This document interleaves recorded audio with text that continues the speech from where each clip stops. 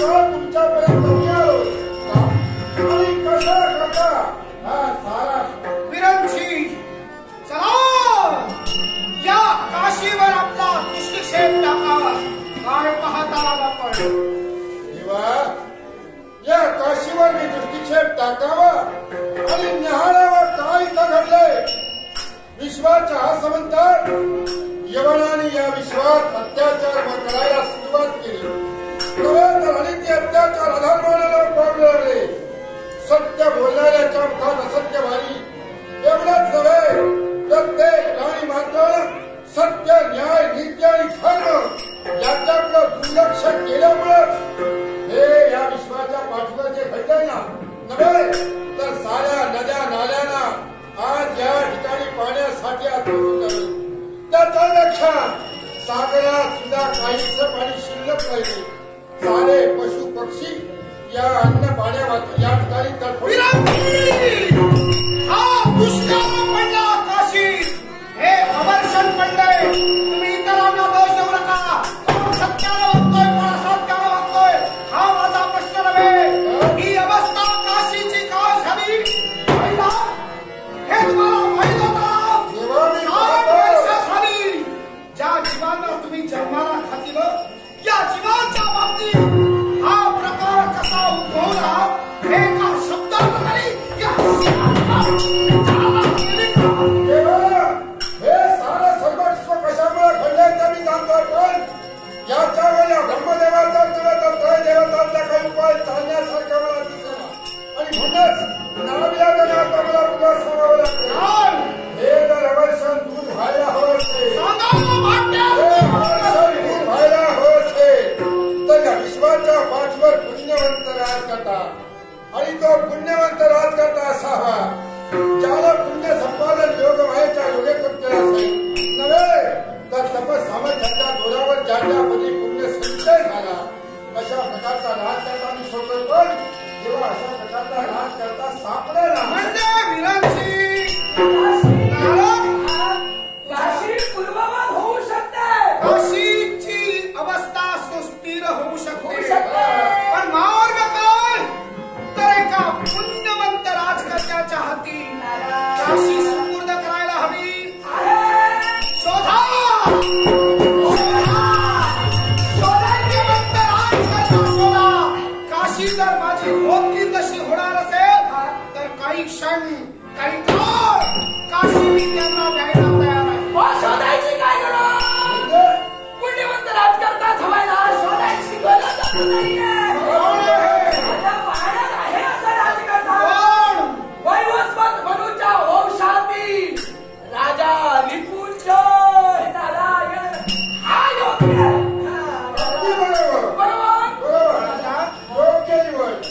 भोलेनाथांचीच भक्ती कर. बाप आणि पुत्र हुशार आहात. अरे मुद्दा खटकला दुष्काळामुळे. दुष्काळावर उपाय बापानं सांगितला. एका पुण्यवंत राजाच्या हाती जर ही काशी दिली असेल तर काशी पूर्ववत होणार आणि ताबडतोब कुठलाही क्षणाचा अवधी न दवडता पुत्र सांगतोय राजा मी पाहिलाय. राजा रिपुंजय राजा. बापानं सूचक म्हणून सूचना करावी आणि ताबडतोब अनुमोदन तू द्या. म्हणजे हे ठरवूनच होता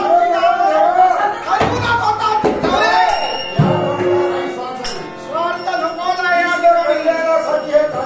हे सर्वांसाठी हे लक्षात ठेवा.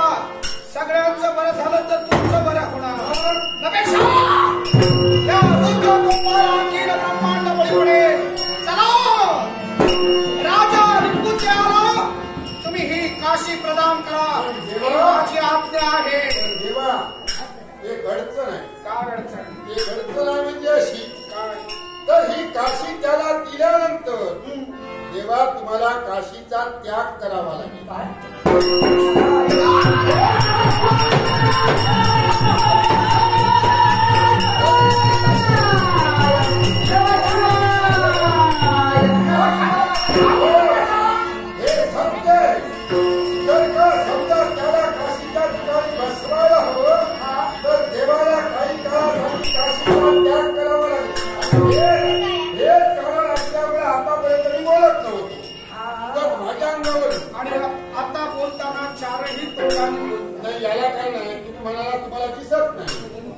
दिसत नाही तर सांगायला नको. म्हणजे भोलेनाथाने पर्याय एकच, मी काशी सोडायला हवी आणि या ठिकाणी राजा हरिपुंजाला काशी जायला हवी. ठरलं ते ठरलं, काशी मी सोडायला तयार आहे. वा वा पण काशी राजा हरिपुंजाकडे देताना जास्त वेळासाठी देऊ नका. वा काशी माझी होती तशी झाली, काशीची अवस्था पूर्ववत झाली की पुन्हा शिवा आपल्या जीवाचा सांभाळ करण्यासाठी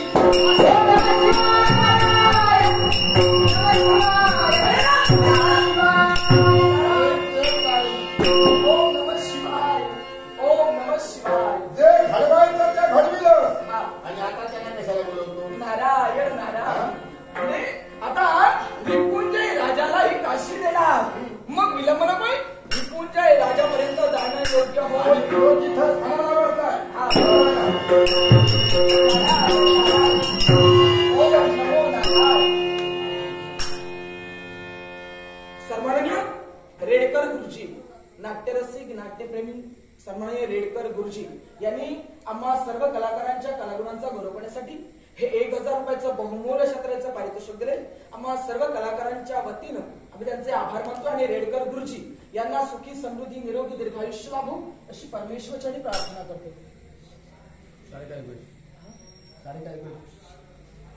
योगेश योगेश सारिका योगेश सारिका योगेश कदम यांनी कलागुणांचा गौरवासाठी बहुमूल्य क्षेत्राचं पारितोषिक दिले.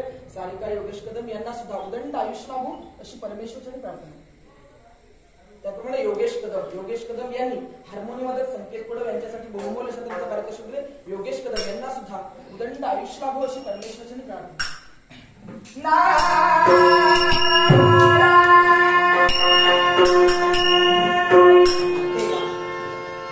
तुझ्या इच्छेनं तुझ्या आशीर्वादात मी या कलानाट्याला प्रारंभ केला. कारण देवा करता करिता तू आहेस, निमित्त मात्र फक्त मी आहे. 64 कलांच्या अधिपती वेद, वेदांत, स्मृती, अक्षर, नाटक, भारत, धनुर्विद्या, संधिविद्र, लक्षता, युद्ध, निरोध, संधी, भटसमय, सत्व, ब्रह्मयोग, ज्योतिष, शिल्पशास्त्र, पान, मृत, चावन, लयभेविष्ट, अष्टमा, आकाशगमन, धुर्गमन, परकाया प्रवेश, संग्राम विजय, अपेक्षा, अतिहास्य, नीतिशास्त्र, कनक परीक्षा, सामुद्री, स्तंभन, मोहन, उच्चाटन, धूसयन, मधुर, संभाषण, वात्साहन, देशप्रवेश, चित्रलेखन, मंत्रवेद, नानावेश, वाद्यवादन, त्रिमीर, वाहन, रसवाद्य, विसर्गी मंत्र, प्रत्यक्षकाल, विधित्व, अग्निस्तंभन, शूळस्तंभन, अकोचन, महेंद्र, रतिशास्त्र, सूपशास्त्र, ओविबंध, चक्षुलक्षण, रत्नपरीक्षा, अश्वपरीक्षा, नारी परीक्षा, पुरुष परीक्षा, संगीत लक्षण, वायुस्तंभन आणि इंद्रजाल या 64 कलांच्या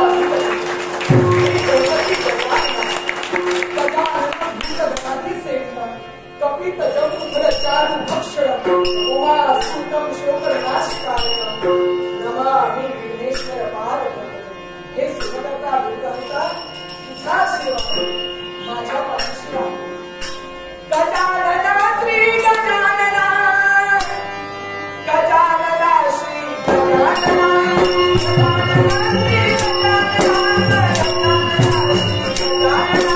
श्री गजानना, गजानना श्री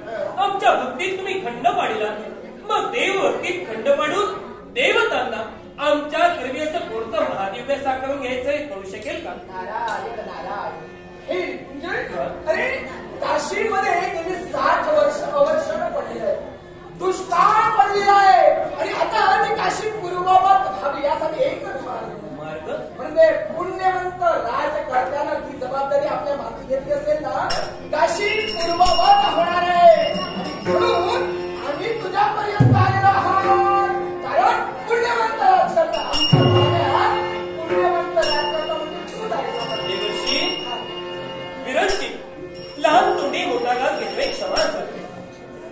आमचं कर्तव्य शिवशंभू महादेवांची काशी.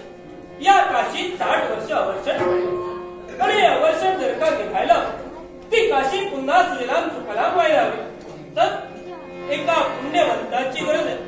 आणि तो पुण्यवंत म्हणून तुम्ही माझी निवड केला का? विश्वात अनेक पुण्यवान राजकर्ते कित्येक राजकर्ते मोक्षाच्या पदाला विराजमान आहे. मग असं असताना त्यांना साऱ्यांना काढून तुम्ही आमचीच निवड का करावी? आम्ही जाणीलो, कारण एवढे तू म्हणतोय एवढे सारे पुण्यवंत राज करताय आमच्या पाहण्यात, त्रय देवतांच्या पाहण्यात शंभू महादेवाचं पण म्हणणं असतंय. त्यामुळे आम्ही तुझ्यावर येत आहोत. म्हणजे शंभू महादेवांचं म्हणणं आहे की ही काशी माझ्याच स्वाधीन करायची. देवाच्या आज्ञेचा मी अनादर केव्हाच करणार नाही. पण मी जी भक्ती करत होतो शिव शंभू महादेवांना आत्मसात करून घेण्यासाठी, बरोबर, पण त्या भक्तीत खंड पडला. मी तुमच्या आज्ञेने काशी माझ्या स्वाधीन करून घेईन, पण माझी सुद्धा एक अट आहे. विनंती म्हटलं तरी चालेल. आता काशी पूर्व अटीची पूर्तता करायला काय हरकत नाही. आता गरज तर देवताला आहे, तेव्हा देवतांनी त्याची लहानशी इच्छा परिपूर्ण करायला हरकत नाही.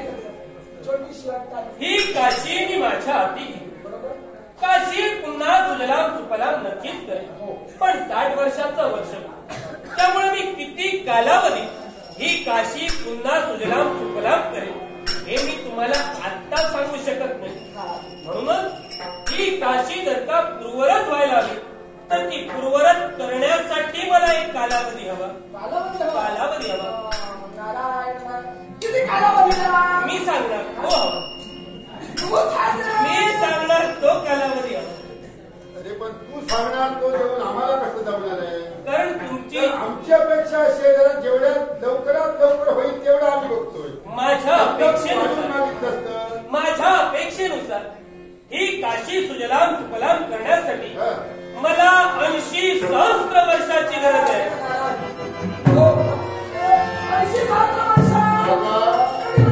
एवढे वर्ष आता ही पंचायत झाली. 80 सहस्त्र वर्ष बोलताय. यालाही तू घालविला. हा तालाय तो जायला बघत नाही. पण आता भोलेनाथांनी आज्ञा पण केलेली आहे काशी पूर्ववत व्हायला हवी आहे. नाहीतर आमच्या आकाशी ठेवलं. हा म्हणजे अटीची पूर्तता व्हायला, पण भोलेनाथांना पण उत्तर द्यायचं आहे. पण चला दादा ऐका ना दादा, तुमची इच्छा आहे 80 सहस्त्र वर्षाकरता जर तुमच्या स्वाधीन काशी खाली असेल तर या काशीवरच या विश्वाच्या ठिकाणी पडलेलं अवर्षण तुम्ही दूर करणार आहात. नक्की दिली काय दिली. मान्यता दिली. अटीची पूर्तता झाली. अजून एक इच्छा हे वाढायला लागलं. हे कसं झालं? तुझा बोट धरायला दिल्याबरोबर तू आता हात धरून पाहतोय.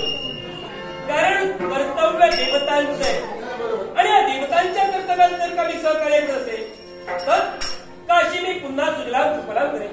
काशीच्या राजदरबारी राजूची असणे मी बसेन. माझा विवाह झालेला आहे, पण काशीला साजेल शोभेल अशी महाराणी हवी. त्यामुळे तुम्ही माझा पुन्हा एक विवाह करून द्यावा. आता हसावत दिलं. याचं एक लग्न झालेलं आहे, हा म्हणतो दुसरं करा. जगाच्या पाठीवर कुणाचं एक सुद्धा झालं नाही. तू बोंब मारत ते माझ्या नावानं बोंब मारतात. पिताश्री, या अटीबद्दल विचार करायची काही गरज नाही. मला वाटलं 80 सहस्त्र तसंच काहीतरी सांगतो. हे थोडक्यात आहे. थोडक्यात आहे. पण वधू आहे ना, विचार करायची काही गरज नाही. माझ्या भावाला याला खरं नाही. याला जरी लग्न करायचं नसलं मुठातही बरोबर करतो. तू मला पण माहिती आहे. तेव्हा याच्यासाठी अगदी योग्य अशी कन्या माझ्या पाहण्यात आहे. शेष नागाची कन्या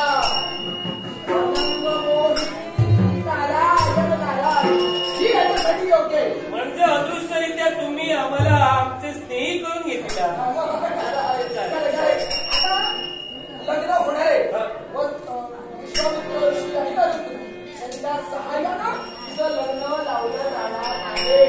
पण त्याबरोबर या काशीचा राज्यकर्ता राज्याभिषेक सुद्धा वसिष्ठ महंतांकडून होणार आहे. काशीचा राज्यकर्ता पुढे हा निपुंजे राजकर्ता असणार आहे. माझ्या मताने तरी जसा देवलोकीचा इंद्र, तसा देवलोकीचा इंद्र, तसा या भूतलावरील इंद्र देवलोकीचा स्वर्गलोकीचा देवेंद्र. स्वर्गलोक म्हणजे दिवो, स्वर्गाला दुसरं नाव दिवो. त्या स्वर्गलोकाचा तो दास, तसा या स्वर्गलोकीचा तो दास म्हणजे दिवो दास. म्हणून तुझं नाव दिवो दास, बरोबर? याचा राज्याभिषेक या नावाला झाला पाहिजे. 80 सहस्त्र वर्ष हे राज्य मी सांभाळेन. या 80 सहस्त्र वर्षात देवतांना दिलेला शब्द म्हणजे आलेला अवर्षण नक्कीच दूर करेल. काशी पुन्हा सुजलाम सुफलाम करेल. तुम्ही दिलेल्या मुहूर्तावर लग्नाच्या बोल्यावर उभा राहण्यासाठी हा निपुंजय तत्पर होईल आणि राज्याभिषेकानंतर विश्वात दिवोदास म्हणून दिलेली आज्ञा नक्की पूर्ण करेल. नक्की पूर्ण करेल.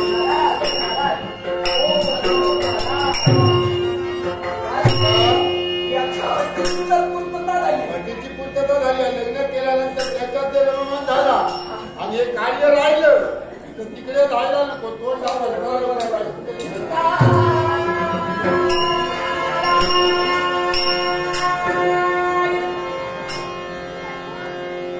आंबेडपाल सरपंच आमचे मित्र सन्माननीय महेश मेस्त्री यांनी माझ्या घराघरांच्या गरोदरसाठी 200 रुपयाचं बहुमूल्य क्षेत्राचं पारितोषिक दिले. सन्माननीय महेश मेस्त्री, आंबेडपाल सरपंच सन्माननीय महेश मेस्त्री यांना सुद्धा उदंड आयुष्य लाभो अशी परमेश्वराची प्रार्थना करतो. अहंकार बेटा रे, अहंकार बेटा.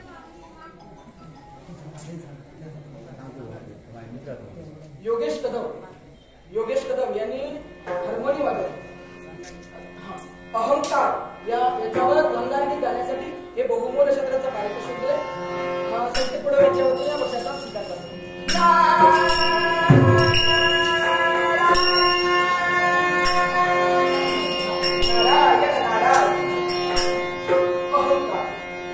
अहंकार हा कोणामध्येही प्रवेश करू शकतो. मग देव असू दे, दानव असू दे किंवा मानव अहंकाराचा काटा हा कोणालाही लागू शकतो. पण हा अहंकाराचा काटा जर का वेळीच काढला नाही तर अस्तित्व संपायला सुद्धा वेळ लागणार.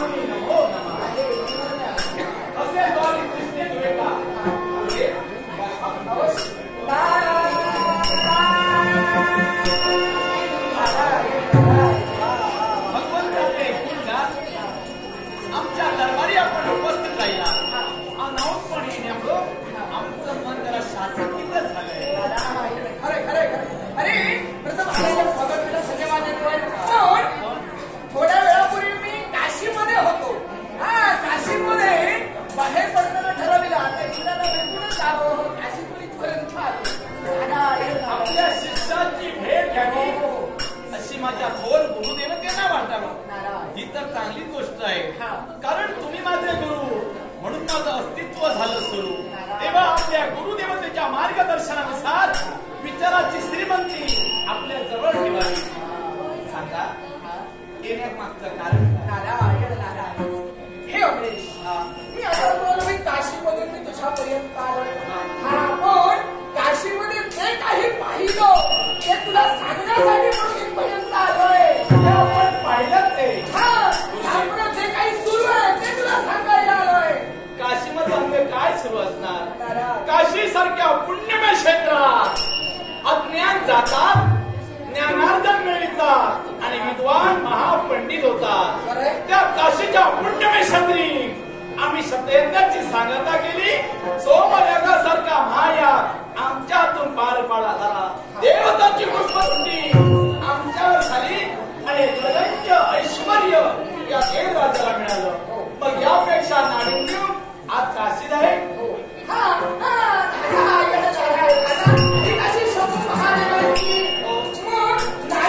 नाविन्य म्हणजे मी काशीतून इथपर्यंत आलोय. खरं सांगू तुला मला वाईटच वाटू लागलंय.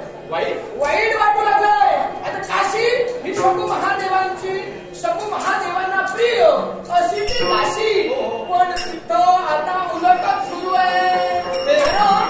काशी शंभू महादेवांची, शंभू महादेवांसाठी ती प्रिय आहे. पण शंभू महादेवांना काशी सोडावी लागली. काशी आता काशी शंभू महादेवांची होती, आता नाही. शंभू महादेवांची काशी होती पण आता नाही, ती सोडावी लागली. या मोठ्या मागचा हेतू आम्हाला कळला नाही. काशीमध्ये अवर्षण पडलं, दुष्काळ पडलेला होता. काशी पूर्ववत व्हावी म्हणून पुण्यवंत राजकारणाच्या मातीने द्यावी म्हणून त्रिपुरच्या राजाच्या मातीने काशी दिलेले पूर्ववत व्हावी. एका मानवाच्या हाती काशीचं साम्राज्य दिलं. नाव निपुंजय हो, निपुंजय.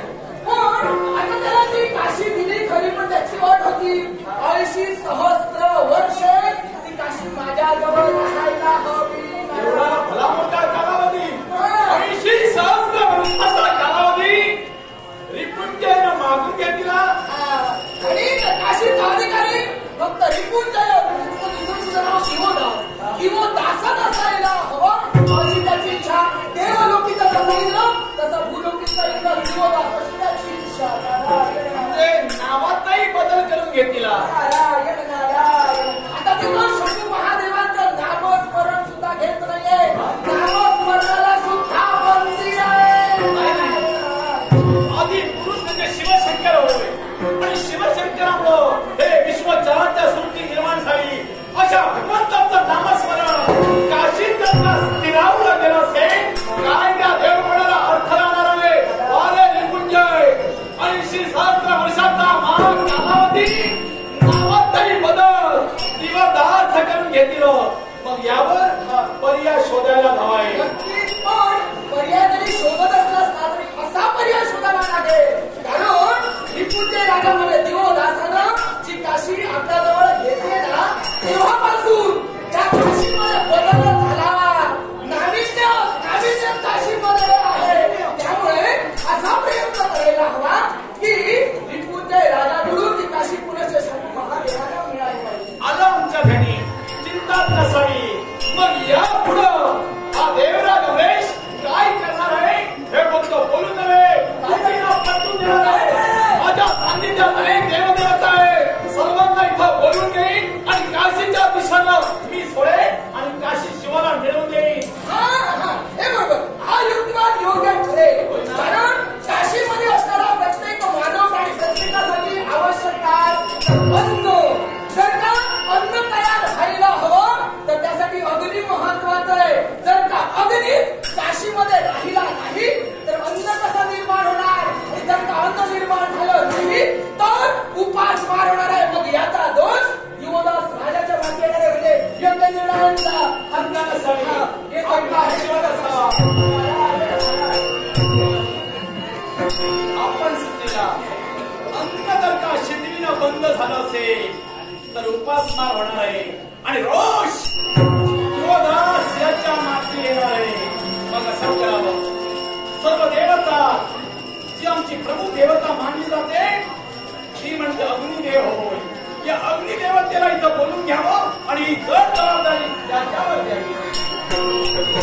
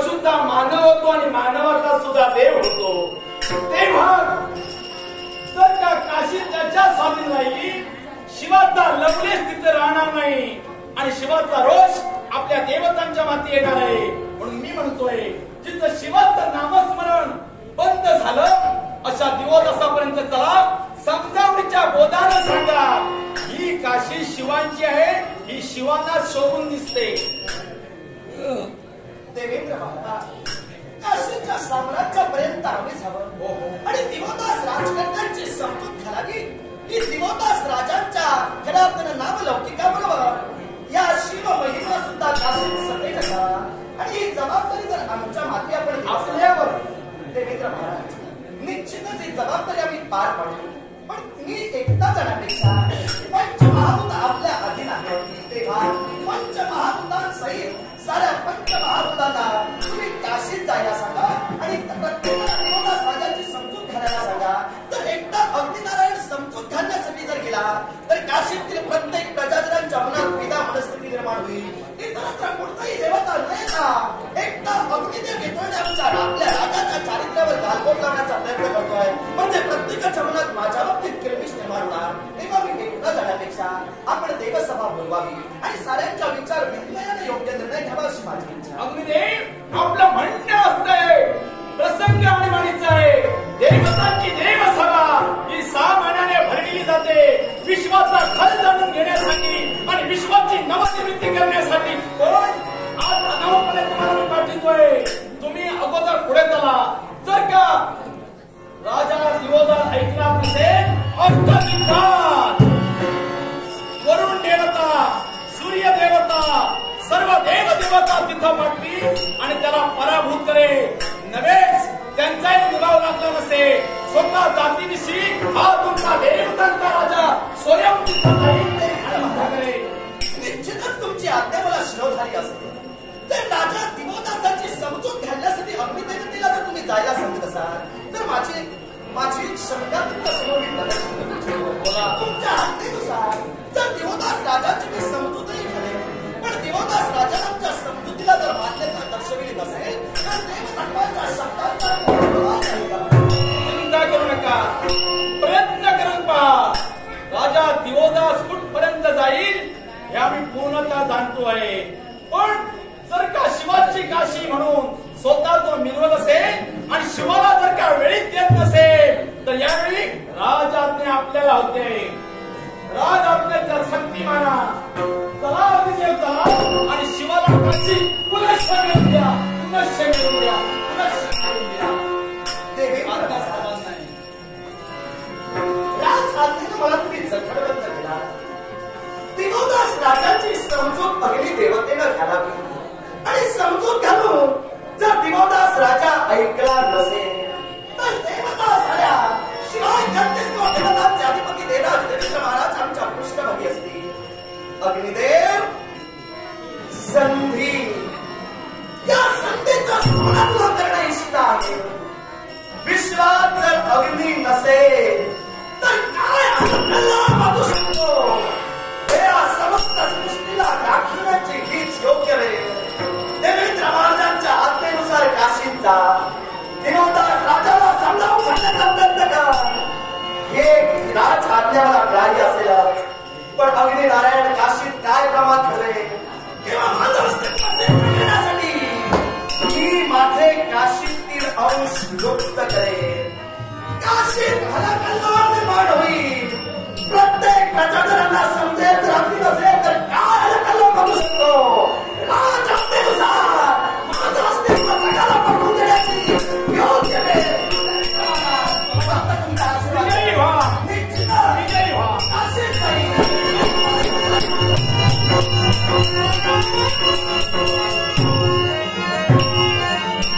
अग्निदेव गेले. इतरत्र देवतांना जाणीव देण्यासाठी स्वकर्तव्याच्या पूजनेसाठी देवराज निघाला.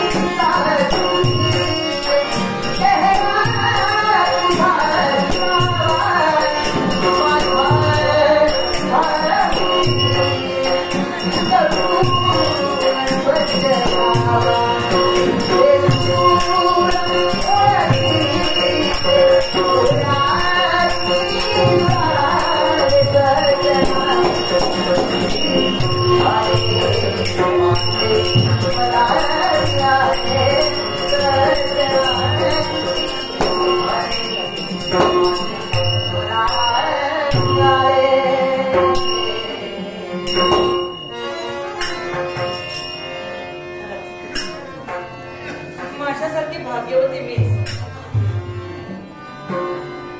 मला जे सुख मिळालं तसं सुख आणखी कोणाला मिळालं असेल असं मला तरी वाटत नाही. कारण कुमारिका एखादी तारुण्यात पदार्पण करते तेव्हा भावी संसाराचं सुखस्वप्न पुराशी बाळगून सुखाच्या हिंदोळ्यावर डोलत सुख साधनं केव्हा घालून निघेल ही स्वप्न तिच्या नजरेसमोर थैमान घालून नाचू लागतात.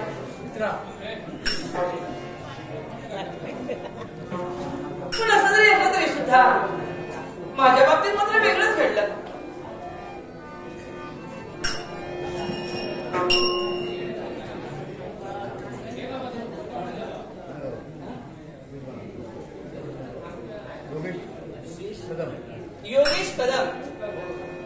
योगेश कदम यांकडून बहुमोल पारितोषिकाने योगेश कदम यांचे आभार मानून जगलेल्या खऱ्या नाट्य रसिकांचे आभार मानून संयुक्त दशावतार नाट्यमेळातर्फे या बहुमोल बक्षिसाचा स्वीकार. आणि म्हणून मग ते माझ्यासारखी भाग्यवती मीच. कारण माझ्या बाबतीत फार वेगळंच घडलं. आनंदमय जीवन झालं. कारण काशीमध्ये अवर्षण पडतं काय देवता त्रस्त होतात. पण ते अवर्षण नष्ट करण्यासाठी एक पुण्यवान राजकर्ता यांचं नाव सुचविलं जातं. आणि ते राजकर्ते म्हणजे पुरंदर. पण हा पदभार त्यांना देण्या अगोदरच राजाला योग्य अशी भार्या हवी. आणि योग्य अशी भार्या तो मान मला मिळाला. राजे पुरंदर यांच्याबरोबर माझा विवाह संपन्न झाला आणि काशीची महाराणी मी झाले. राजकर्ते पुरंदर यांना राज्याभिषेक झाला. विरंचित ब्रह्मदेव यांच्या हस्ते राजकिरीट त्यांच्या मस्तकी धारण करण्यात आला. आणि त्यानंतर आनंदानं मोहरून गेले. एक पुण्यवान राजकर्ता राज्याचा कारभार सांभाळता सांभाळता अवर्षण केव्हा नष्ट झालं हे प्रजाजनांना सुद्धा कळलं नाही. जेव्हा काशीचे राजे पुरंदर झाले तेव्हा दैवताच्या त्या पुण्य प्रभावाने राजकर्ते पुरंदर केव्हा देवदास झाले हे माझं मलाही कळलं नाही. पण अवर्षण नाहीसं झालं. सगळी प्रजा आनंदित झाली. मी सुद्धा आनंदित झाले. अशा पुण्यवान एका राजकर्त्याची भार्या म्हणून. आणि म्हणूनच पुन्हा मी तेच सांगेन की माझ्यासारखी भाग्यवती आणखी कोण असेल असं मला वाटतच नाही. पण एवढी सुखाची हिंडोळ्यावर मी होते. सगळी सुख जन्माची लोकांकडून घेत आहेत. पण माझ्या मनात आत्ता एक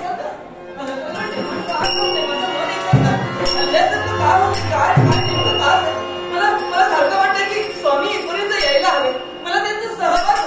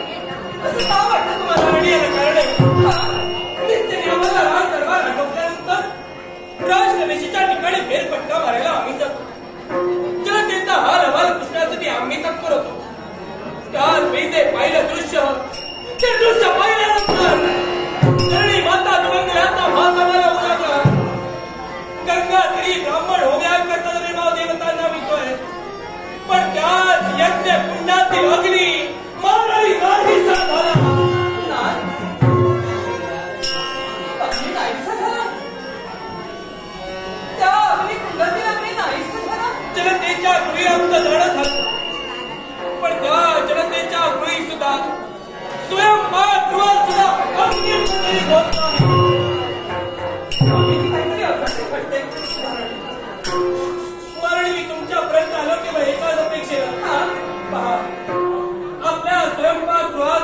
प्रज्वलित आहे की नाही याची खात्री करून घ्या. स्वयंपाकगृहात अग्नी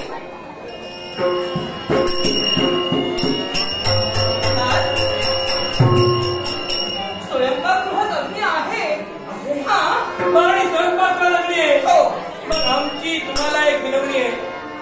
जर का मी या काशीच्या जनतेचा बाप आहे तर तुम्ही या काशीच्या जनतेची माता आहात. आणि माता याला तर आपली लेकरं केव्हाही उपाशी राहता कामा नये. साऱ्या जनतेच्या भोजनाची सिद्धता करा. आलेलं अरिष्ट जोपर्यंत दूर होत नाही तोपर्यंत सारी जनता भोजनासाठी आपल्यापर्यंत येईल. साऱ्या भोजनाची सिद्धता करा. लवकरात लवकर नाही आणि साऱ्या जनतेच येईल. तिथं प्रगती मांडण्यासाठी राजा विरोधात येईल. राजा विरोधात येईल.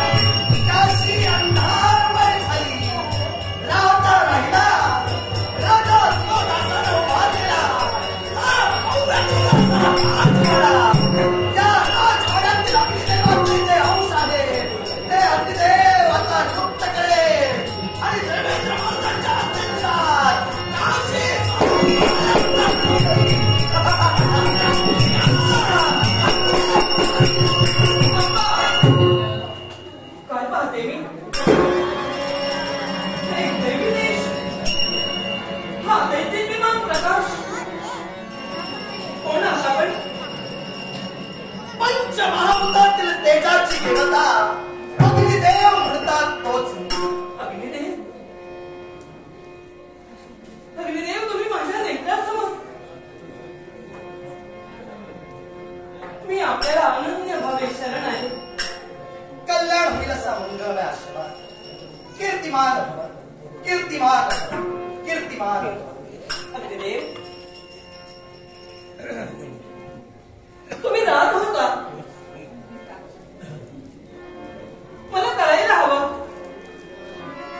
आजपर्यंत प्रत्यक्ष रूपाने तुम्ही मला दिसला नाही आज पहिल्यांदा.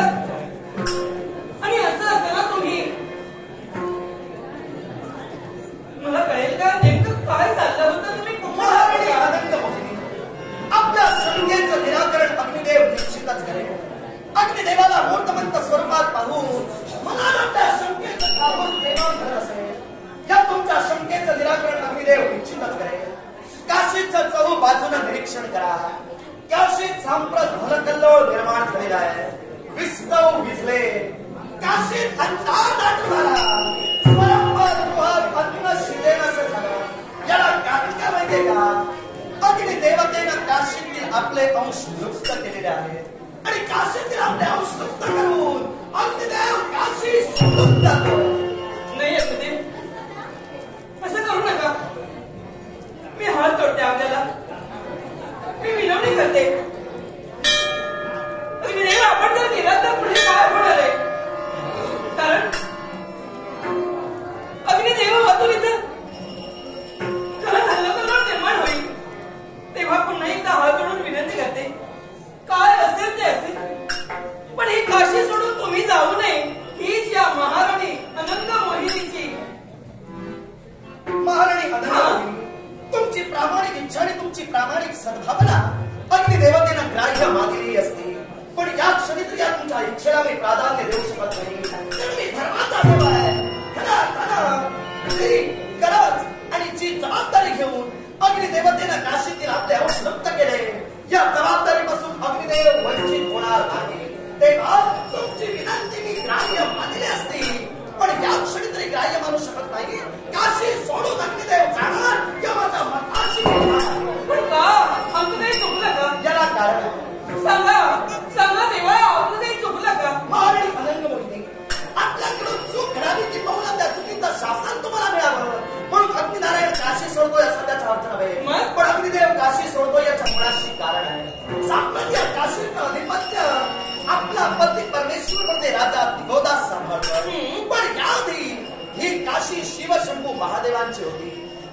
शिवांना अतिप्रिय असणारी काशी शिवशंभू महादेवांना काही कारणास्तव सोडावी लागली.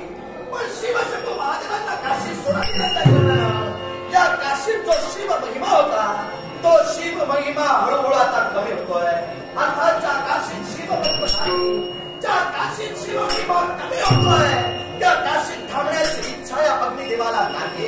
आणि म्हणूनच पंचमहाभूतातील तेजाचा देव ही काशी सोडून नाही देवा, मी आपल्याला जायला देणार नाही. तुम्ही कितीतरी मला सांगितलं की इथं शिव महिमा कमी झालेला आहे, पण अजून तरी मी किंवा माझे सौभाग्य धनी शिवाला विसरलेले नाही. आणि असं असताना माझे प्रजाजन शिव नामस्मरण करत नाही, यात त्यांचं तरी काय चुकलंय? तर या काशीत शिव महिमा जेव्हा अविरतपणे चालूच होता तेव्हा एकदा अवर्षण पडलं. सर्व प्रजाजन धार मोकलून रडत होते, तडपडत होते. पण माझे सौभाग्य धनी देवदास यांनी हा राज्यकारभार हाती घेतला आणि सर्व प्रजांना आनंदाने डोलू लागले. मग अग्निदेवा, तर शिवा हसताना ते सर्व प्रजाजन एकसारखे दुःखी कसे झाले होते? आणि हा पदभार या राज्याचा काशीचा कारभार जेव्हा माझ्या सौभाग्य धनीने घेतला तेव्हा तर ते आनंदित झाले. आणि ते जर माझ्या सौभाग्य धन्याचं नाव घेत असतील किंवा उदो करत असतील तर त्यांचं काही चुकलंय का? आणि अनंत मोहिनी, या चूक प्रजाजनांची आहे असं मी आपल्याला सांगितलेलं नाही. किंबहुना आपण कुठेतरी चुकतात, किंबहुना आपला पती परमेश्वर चुकतो आहे असंही शब्द माझ्या मुखातून बाहेर निघाले नाही. मी काशी सांगतोय त्याच्या मुळाशी असणारं प्रामुख्याचं कारण अग्निदेवतेनं आपल्याला स्पष्ट करून सांगितलं. या काशीत अवर्षण पडलं, शिवशंभू महादेव असताना सुद्धा अवर्षण पडलं. अर्थात हे अवर्षण एखाद्या पुण्यवंत व्यक्तीनं जर आपलं पुण्य खर्ची घातलं तरच ते दूर होणार होतं. हे विधान होतं. त्या विधानाच्या सत्यतेसाठी आपल्या खऱ्या अर्थानं पती परमेश्वरानं म्हणजे राजा दिवोदासानं या काशीचं अधिपत्य स्वीकारलं आणि ते अवर्षण दुरावस्थ केलं. पण अवर्षण दुरावस्थ झाल्यानंतर ज्या शिवांना काशी अतिप्रिय होती त्या शिवांना तर तुम्ही पुनश्च काशीत स्थान दिलेलं नाही. या काशीत जो शिव महिमा होता तो शिव महिमा हळूहळू कमी झाला आणि शिवमय असणारी काशी ही राजा दिवोदासांचा यात कुणाचं चुकलं माझं म्हणणं नाही, पण हे कृती मला रुचली नाही. म्हणून त्या काशीत शिव नाही, त्या काशीत अग्निदेव थांबणार नाही. अग्निदेवा, शिव इथे होते. शिव देवांचा कुणीही अपमान केला नाही, महादेवांचा कुणीही अपमान केला नाही. तुम्हाला असं का वाटतं की शिव महिमा या काशीतील एकदम कमतरता भासते? असं का तुम्हाला भासलं? याचं कारण काय? आणि अनंत मोहिनी, यालाही कारण आहे. कारण काशीचं चहूबाजूला निरीक्षण करा. शिवमय असणारी काशी यादी शिव नामस्मरण उच्चारत होती, शिव मंत्राचा जप करत होती. पण सांप्रत या काशीचं निरीक्षण केलं असेल तर काशीतील प्रत्येक प्रजाजन भक्त दिवोदास राजाचा जय जयकार करताय. अर्थात प्रत्येकाच्या मुखात असणारं शिव नाव हे कमी झालं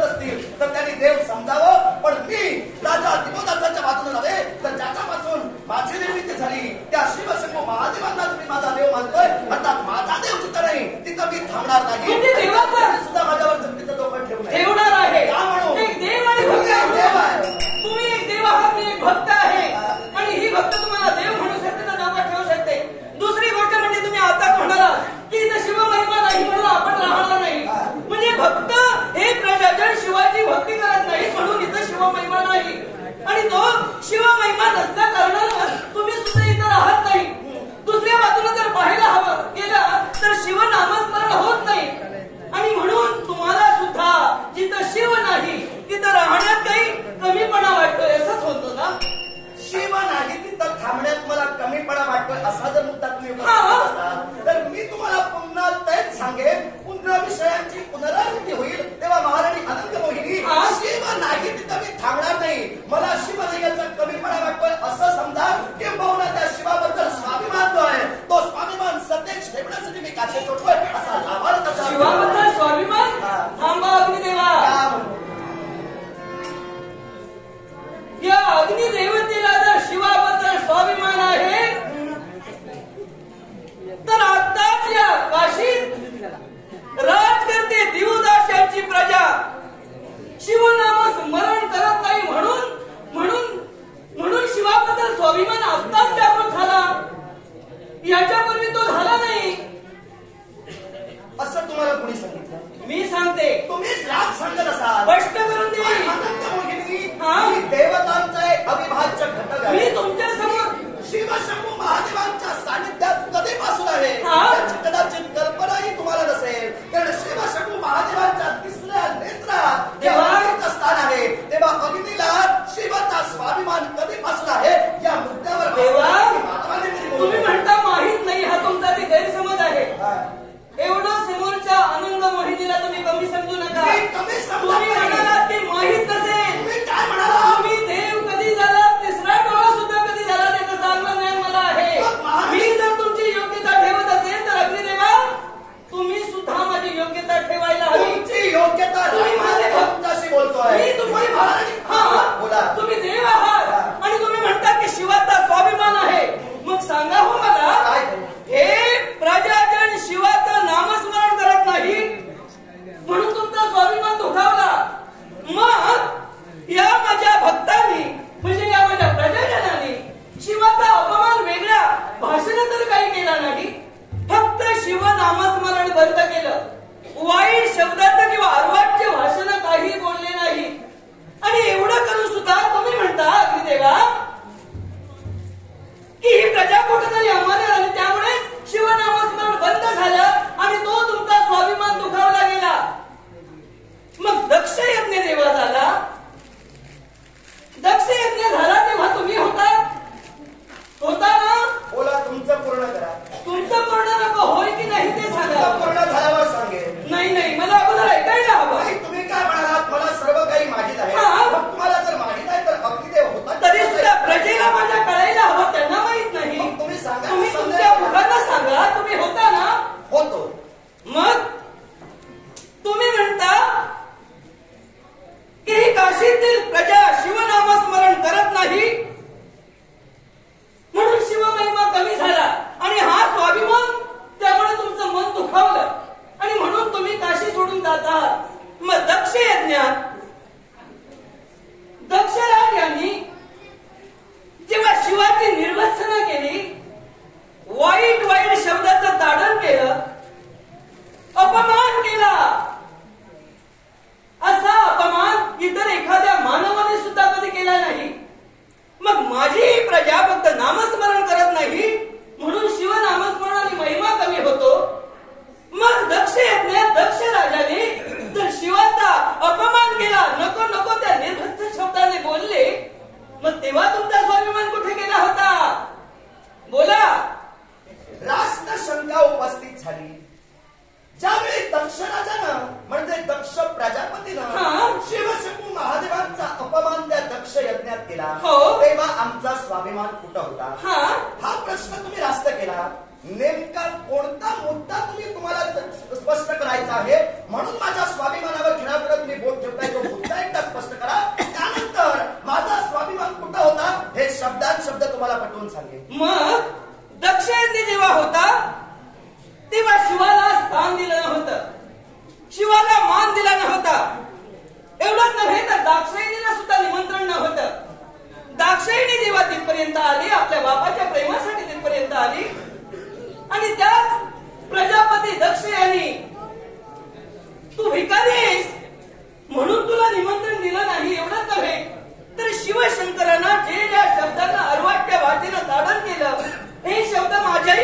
येणार नाही, कारण तेव्हा मी नव्हते, तुम्ही होता.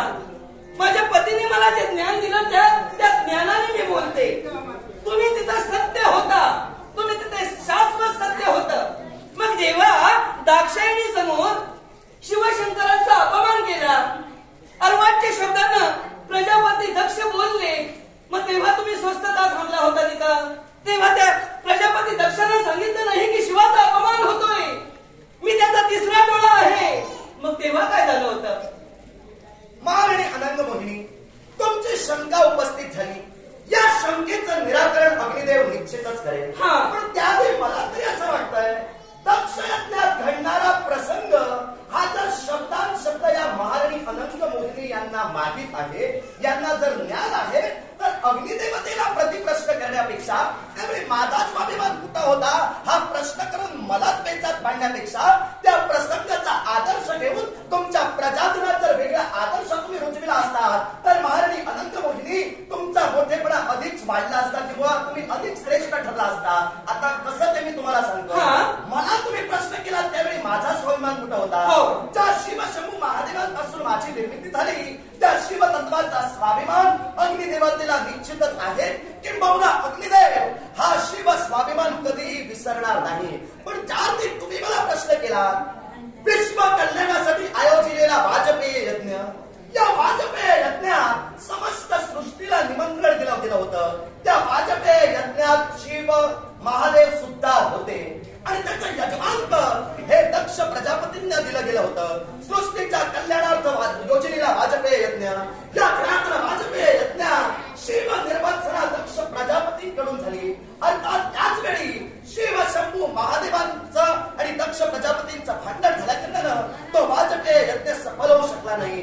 पण त्या पुढे जाऊन ज्यावेळी पुत्र कामेष्टी यज्ञ दक्ष प्रजापतींनी योजना, या पुत्र कामेष्टी यज्ञात त्यांनी शिव शंभू महादेवांना बोलविलंच नव्हतं.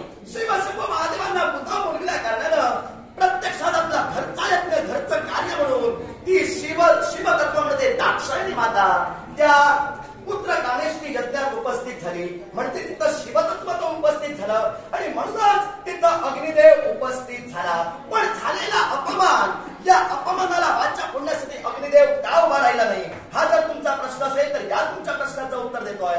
तो अपमान शिवतत्वाचा होत होता. तो अपमान प्रथमतः दाक्षायणी माता त्या अपमानाचं प्रत्युत्तर करत होती. प्रत्युत्तर करत असताना तो शिव अपमान त्या दाक्षायणी मातेला सुद्धा सहन झाला नाही. त्यावेळी त्या दाक्षायणी मातेनं योग अग्नीचं आव्हान केलं, हे आपल्याला ज्ञात असेलच.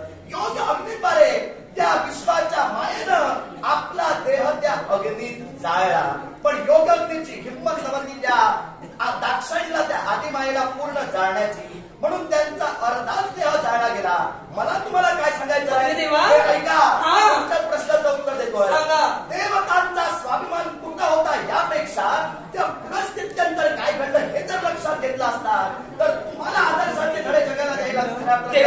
ऐका, ज्या देवतांनी पत्नी म्हणून, भार्या म्हणून माझी नियुक्ती केली, मग असं असताना मी अज्ञानपणे तुमच्याशी बोलेन का? आणि म्हणूनच मी तुम्हाला सांगते अग्निदेवा, माझा फक्त एकच प्रश्न आहे. मी काय म्हणालो, तुम्ही अज्ञानपणानं माझ्याशी बोलता ते शब्दच माझ्या मुखातून बाहेर निघाले नाही. पण मला काय म्हणायचं होतं, देवतांचा स्वाभिमान कुठं होता अशी शंका उपस्थित करण्यापेक्षा या प्रसंगातून तुम्ही तुमच्या प्रजाजनांना आदर्श देऊ शकला असता. तो आदर्श कोणता, तर जिथं शिव निर्वाचना दक्ष प्रजापतींकडून झाली, याच दक्षांचं शिर हे वीरभद्राकडून कापलं गेलं, हे आपल्याला ज्ञात असेल. निश्चितच दक्ष प्रजापतींचं शिर कापलं गेल्या कारणानं पुनश्च प्रसूती मातेनं शिव आराधना केली. अर्थात शिव आराधनेनं ऐका किती ऐकू म्हणजे प्रश्नाचं उत्तर हवं तर पूर्ण ऐका. मला फक्त एकच सांगायला हवं, तुम्ही अग्निदेवा तुम्ही तिथं होता. आता राहता राहिला प्रश्न, तुम्ही म्हणता की तुम्ही आदर्श घ्यायला होता, कारण शिवाची निर्वत्सना झाली होती. अर्वाच्य शब्दानं त्यांना बोलण्यात आलं होतं. मी आदर्श काय सांगू, माझे प्रजाजन अर्वाच्य शब्दानं काही बोलले का? तेच तुम्हाला जर बोलले नसतील तर आदर्श यांना कोणत्या पद्धतीनं सांगू? माझे जर प्रजाजन काही वाईट शब्दानं शिवाला ताडण केलं असतं आणि ताडण केल्यानंतर मी सांगितलं असतं की दक्ष यज्ञात अशा गोष्टी घडल्या, तेव्हा तुम्ही वाईट गोष्टीनं बोलू नका. शिवनामस्मरण करायला जमलं नाही तरी चालेल, पण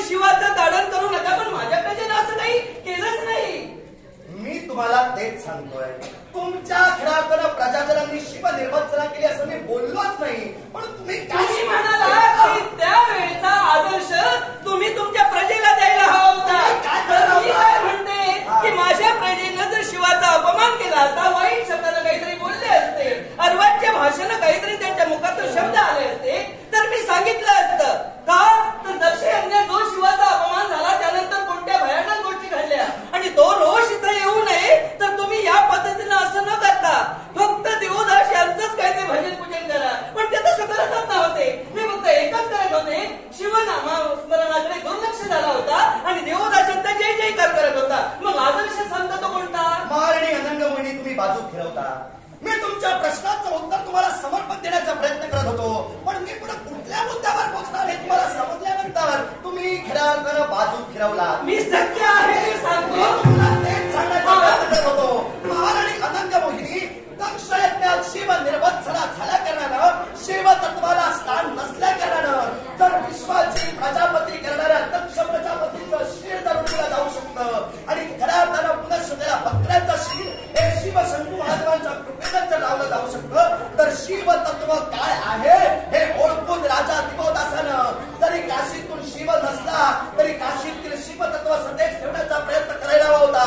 तो केला नाही. तिथं विदेव थांबणार नाही. या तुमच्या समर्पक उत्तरानं तुमच्या मते असेल, पण माझ्या मनाचं समाधान झालेलं नाही. आणि माझ्या प्रश्नाचं निराकरण माझा नव्हे, हा माझा प्रश्न नव्हे. कारण मी सांगते ते मला पसंत पडलेलं नाही. तुम्ही म्हणताय की हे माझं. पुन्हा एकदा मी सांगेन, माझ्या प्रजेनं कोणतीही निर्वचना केलेली नाही. मी त्यांना तेच सांगणार, जे तुम्ही करता आहात ते करा. पण आम्ही तर शिवनामस्मरण केलेलं नाही. महाराणी हेच तुमचं चुकतं आहे. तुम्ही काय म्हणाला? तुम्ही प्रजाजनांना पुन्हा पुन्हा तेच सांगाल की तुम्ही जे करता तेच करा. याचं कारण आम्ही त्यांना शिवभक्ती करायला सांगितली नाही. आम्ही त्यांना बंद करायलाही सांगितली नाही. त्यांचं त्यांनी ठरविलं. जो एखाद्याला काहीतरी देतो त्याचा गुन्हा रंगात राहणार हा विश्वाचा नियम झाला. स्वार्थी देव किती आहे ते मला तुम्ही सांगू नका. देवदत्ता कुठे कुठे कसा कसा स्वार्थ आहे.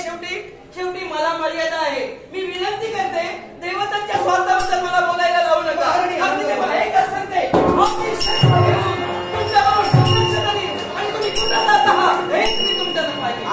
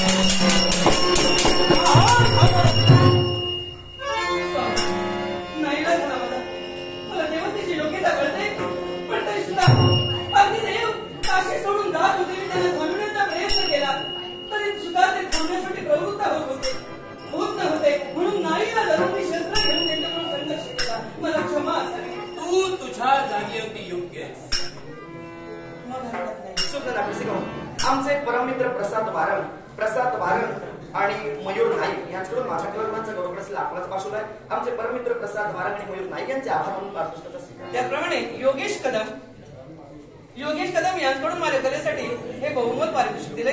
योगेश कदम यांच्या आभार मानून नाट्य रसिकांचे आभार मानून या बहुमोल बक्षाचा स्वीकार.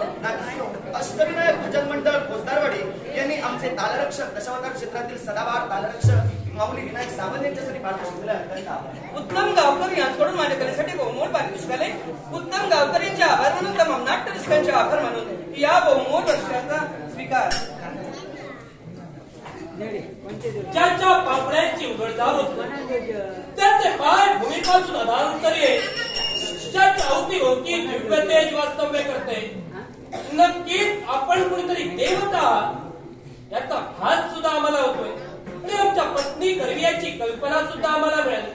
फक्त आपली ओळख आपल्याला करून द्यावी एवढी गेली.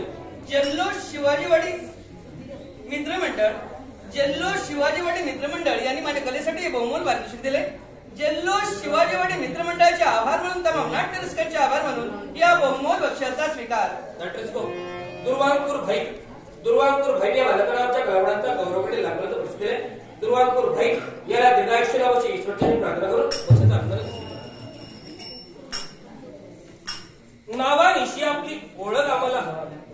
पंचमहाभूतातील तेजाची देवता अग्निदेव म्हणतात तोच. पंचमहाभूतातील तेजाची देवता अग्निदेव.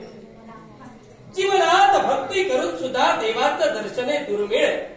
पण आज न नामस्मरण घेता सुद्धा देव मूर्तिमंत स्वरूपात आमच्या समोर प्रगट झाला. दर्शन देवाचं आम्हाला मिळालं. समाधान वाटलं. कीर्तिमान रूपाचा मंगलमय आशीर्वाद. आम्ही आपल्या समोर आधी पुण्या शब्दानं बोलण्याची आमची योग्यता नाही. कारण आपली योग्यता आम्ही जाणतो. तुम्ही एक देव आहात, आम्ही सामान्य मानव आहोत. तरी सुद्धा चाललेला प्रसंग आम्ही आमच्या नेत्रानं पाहिला. आमच्या पत्नीशी तुमचा संघर्ष चालू होता का? याच्या मुळाशी कारण मुळातच कर्तव्यानं युक्त असणारा अग्निदेव आपल्या कर्तव्याला प्राधान्य दे या काशीतील आपले अंश लुप्त करून काशी सोडून जात होता. आणि असा असताना या देवतत्वाचा मार्ग खंडित करण्याचा प्रयत्न आपल्या पत्नीकडून घडला गेला. कर्तव्याच्या दिशेनं माझं प्रयाण होतं आणि माझ्या कर्तव्यात बाधा आपल्या पत्नीमुळे येत होती. म्हणून आपल्या पत्नीला आम्ही प्रतिकार करण्याचा प्रयत्न केला. तेव्हा तुमची आणि माझी ग्रंथिका या क्षणी होते. तेव्हा मी आपल्याला सांगू इच्छितोय, राजे दिवोदास आपण सुज्ञ आहात. आपल्या पुण्यायोगे या काशीतील अवर्षण जिथं दूर झालं तिथं आमच्या समोर उभा असणारा हा राजकर्ता म्हणजे सामान्य नाही याची प्रचिती आम्हाला येते. तेव्हा हे देवतत्व आपल्याला सांगू इच्छित आहे.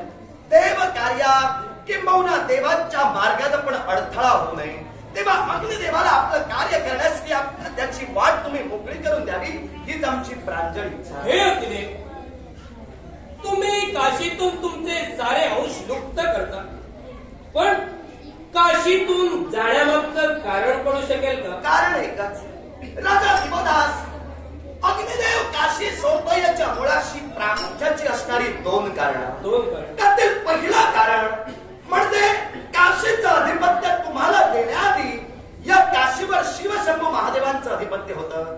ही काशी तुमच्या आधी शिवमय होती, पण जिथं तुमच्याकडून अवर्षण दूर झालं त्यानंतर या काशीतील शिव नामस्मरण शिव महिमा कमी झाला. काशीतील प्रत्येक प्रजाजन फक्त राजा दिवोदासाचं नाव घेऊ लागले. अर्थात शिव नामस्मरण शिव तत्व इतकं कमी झालं आणि म्हणून ज्या काशीत शिवशंभू महादेव नाही त्या काशीत अग्निदेव थांबणार नाही. हे पहिलं कारण. आणि दुसरं कारण, अविनाशी क्षेत्र म्हणून ज्या काशी क्षेत्राला या विश्वात ओळखलं गेलं ही काशी शिवशंभू महादेवांची होती. या काशीत तुमचं अधिपत्य झालं आणि शिवमहिमा नष्ट झाल्या कारणानं देवराज देवेंद्र महाराजांनी आम्हाला राज आज्ञा दिलेली आहे. जिथं शिव नामस्मरण नाही, शिवतत्व नाही, तिथं अग्निदेव तुम्ही थांबू नये. म्हणून या राज आज्ञेला मान्यता दर्शवत अग्निनारायण काशी सोडतोय. हे अग्निदेव, राजा दिवोदास हात जोडून आपल्याला विनवणी करतोय. अग्नी जर का या काशीतून लुप्त झाला, माणसाच्या शरीरात सुद्धा अग्नीची एक प्रामुख्यानं जागा आहे.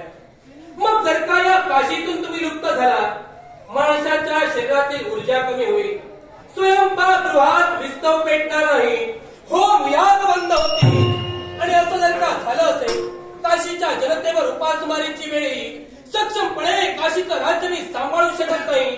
तेव्हा मी जरी काशीचा राजकर्ता जरी असतो तरी एक पामर म्हणून हात जोडून आपल्या समोर भीक मागतोय, विनवणी करतोय.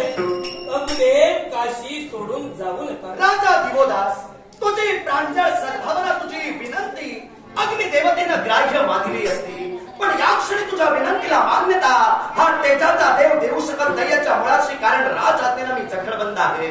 तिथं शिव नामस्मरण कमी झालं तिथं अग्निदेव या काशीत थांबणार नाही. तेव्हा तुझ्या विनंतीला जर मी मान्यता दर्शवावी ही जर का तुझी इच्छा असेल तर अग्निदेव या दिवशी तरी काशी सोडेल. पण त्यानंतर होणार शिव नामस्मरण शिव महिमा तुझ्या पुण्यायोगे किंबहुना तुझ्या अधिकारायोगे जर या काशीत वाढला तर निश्चितच देवतांच्या कृपेनं पंचमहाभूत या काशीत वास्तव्य. पण अग्निदेव काशी शिवाचं नामस्मरण होत नाही आणि म्हणून तिथं शिव नाही तिथं तुम्हाला वास्तव्य करायचं नाही असं तुमचं मत नाही तर अशी तुम्हाला आज्ञा आहे आणि त्या आज्ञेनं तुम्ही इथं वागता. पण अग्निदेव या काशी एकाही जनतेला किंवा एकाही प्रजाजनाला राजा देवदास किंवा महाराणी अनंगमुनी यांनी शिवाचं नाव घेऊ नका अशी कुणावरही सक्ती केली नाही. मग अशी सक्ती केलेली असताना सुद्धा जो अपराध आम्ही केलाच नाही त्या अपराधाचं शासन तुम्ही सारे देव एकत्रित देऊन आम्हा मानवांना का देता? राजा दिवोदास तुमच्याकडून अपराध कोणता घडला असं माझं म्हणणं मुळीच नाही. मी काय म्हणतोय जर तुझ्या अधिपत्याखाली ही तुझी प्रजा जर का वावरत असेल तर तुझ्या अधिपत्याखाली जर शिव नामस्मरण या काशी टिकून राहिलं असतं तर निश्चितच आम्हा देवतांनाही काशी सोडण्याचा विचार सुद्धा मनात आला नसता. आणि म्हणूनच मी सांगतोय जिथं शिव नामस्मरण कमी झालं जिथं या काशीत शिव नाही तिथं अग्निदेव थांबणार. आपण अग्निदेव ज्या अधिपत्याखाली काशी माझ्या स्वाधीन केली त्या अधिपत्याच्या जोरावर तुमच्या मते या प्रजाजनांकडे मी शिवला उच्चारून घेऊ शकलो असतो. मी नाही म्हणत नाही पण अग्निदेव तुम्ही सांगा सक्ती करून केलेली भक्ती कधी फळास येते का? सक्ती करून केलेली भक्ती कधी फळास येत नाही. मग सक्ती जर का मी माझ्या जनतेवर केली की तुम्हाला शिवनाम स्मरणातून लागेल मग ते सक्तीपोटी केलं जाईल ते मनातून नसेल. पण वरपांगी जर काही भक्ती असेल तर देवाच्या विरुद्ध होईल का? राजा दिवोदास हा मुद्दा जर तू माझ्यासमोर उपस्थित करत असशील तर मी असं तुला म्हटलेलं नाही की प्रत्येक भक्तांवर सक्ती कर आणि शिव नामस्मरण घ्यायला त्यांना भाग पाड. माझा मुद्दा एकच होता जिथं काशीतील शिव नामस्मरण कमी झालं तिथं मी थांबणार नाही. अर्थात मी थांबणार नाही तिथं तू माझ्यावरही सक्ती करून उपयोग नाही. जिथं तुझी प्रजा संप्रत तुझ्या नावाचा जय जयकार करते मग तुझ्या प्रजाजनांना तुझ्या नावाचा जय जयकार करू दे. माझ्या शिवाचं नामस्मरण जिथं नाही तिथं मी थांबणार नाही. माझं काय तुम्ही देवता ज्या गोष्टीची आतापर्यंत मी जाणीव केली आणि मानसमानाला तुमच्याशी बोललो पण अग्निदेव मी तर असं म्हणतोय आता मला माझी जरा मर्यादा सोडूनच बोलावं लागेल. अग्निदेव तुम्ही तत्वाच्या गोष्टी तर मला सांगूच नका कारण या विश्वात ज्याला सर्वात श्रेष्ठ गणलं गेलं ते म्हणजे सप्त ऋषी आणि या सप्त ऋषींच्या पत्नींवर पापी वासनेनं पाळणाऱ्या या अग्निदेवानं कामवासना पूर्ण करणाऱ्या या अग्निदेवानं सांप्रत काशी देऊन तरी तत्वाच्या आणि सत्वाच्या गोष्टी दिवोदासला शिकू नये. राजा दिवोदास मी काशी सोडतोय शिव नामस्मरण कमी झालं म्हणून मग माझ्या वैयक्तिक जीवनापर्यंत तुला पोहोचण्याचा काय अधिकार? कारण तुम्ही आमच्या वैयक्तिक जीवनावर बोट ठेवला. तुमच्या वैयक्तिक जीवनाचा नाही. माझा मुद्दा काय होता ज्या काशीत शिव नाही त्या काशीत मी थांबणार नाही. अर्थात शिव नाही म्हणून मी काशीतून जातोय. मग असं असताना सप्तर्षी ऋषी या विश्वात जळले गेले त्यांच्या पत्नींबाबत मी काय केलं हा मुद्दा तू माझ्या समोर मांडलास. मग मला सांग सप्तर्षी ऋषींच्या पत्नी या विश्वात ज्या पदावर घड्याळवर आरूढ आहे सप्तर्षींच्या पत्नी कुणी सामान्य नव्हे. मग त्यांच्या बाबत मी नेमकं काय केलं म्हणून तत्वाच्या गोष्टी मी तुला सांगू नये हा मुद्दा तुम्हाला. सप्त ऋषींमधील 6 ऋषींच्या पत्न्या आणि यांचा उपभोग घेण्यासाठी अग्निदेव तुम्ही तत्पर झाला. राजा दिवोदास थांब गडबड करतोय. गडबड तुम्ही सोडवा. ऐका सप्त ऋषींच्या पत्न्या यातील 6 पत्न्यांचा उपभोग अग्निदेवानं घेतला अशी तुझी शंका असेल. शंका नाही आरोप तुमच्यावर मग हा तुझा आरोप खोटा आहे. खोटा आहे निश्चितच खोटा आहे. आरोप जर करत असेल तर आरोपी खोटा नाही समजेल. याच्या मुळाशी असणारं कारण जे कृत्य ज्या अग्निदेवानं केलं असं तू म्हणतोयस त्याचा प्रत्यक्षदर्शी पुरावा मी आहे. तू सांगतोयस ते कुणाचं तरी ऐकलेलं सांगतोयस. त्यामुळे सगळ्यात पहिल्यांदा इथं या प्रकरणात मी जे सांगणार तेच खरं तू सांगणार ते नाही. अग्निदेव ऐका म्हणजे प्रकरण तुमच्या मनाला झोंबलं म्हणायला झोंबण्याचा विषय नाही.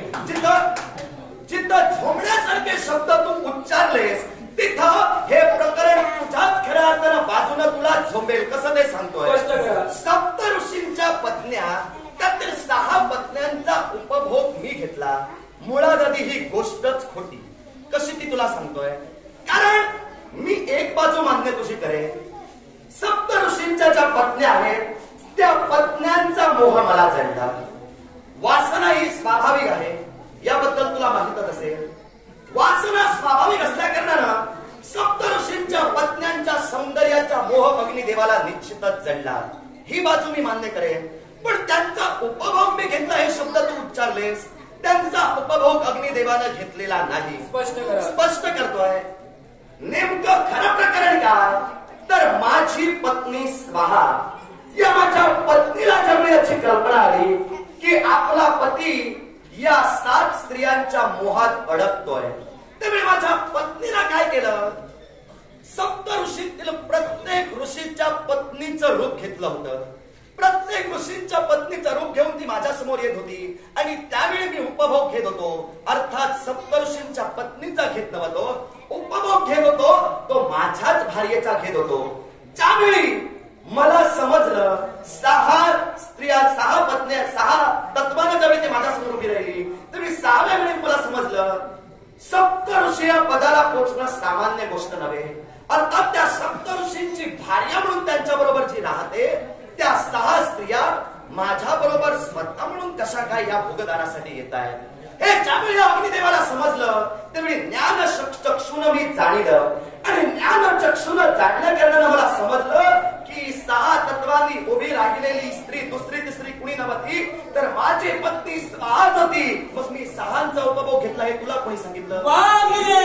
माझ्या पत्नीचा उपभोग. तुम्ही तुमच्या पत्नीचा उपभोग घेतला असं म्हणता, पण ती तुमची पत्नी तुम्हाला केव्हा कळली? ज्यावेळी 6व्या स्त्रीचा तुम्ही उपभोग घेत होता त्यावेळी कळली.